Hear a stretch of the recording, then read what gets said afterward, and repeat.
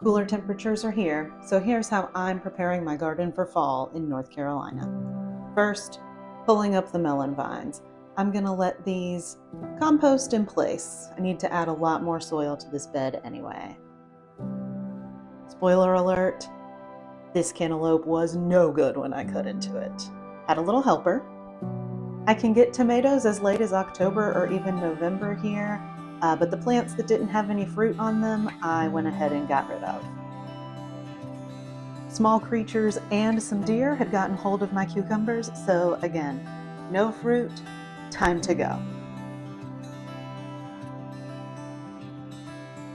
I'll leave this tomato plant plenty of fruit left to ripen.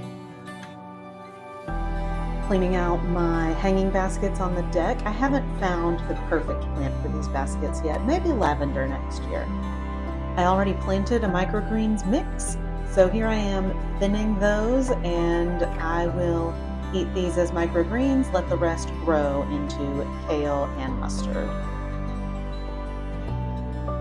Grocery store basil plants were a huge win for me this year, but they're getting kind of leggy. The leaves are no longer as big, the flavor is getting sharper.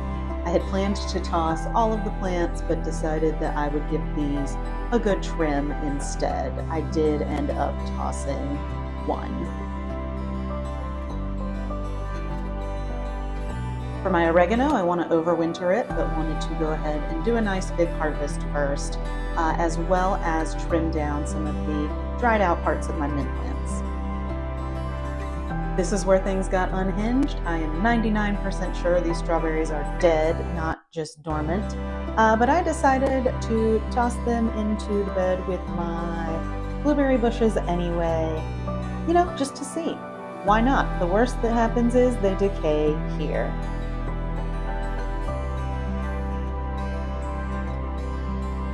Trimmed myself a nice harvest of zinnia, leaving some dead heads for the birds, giving everything a nice watering.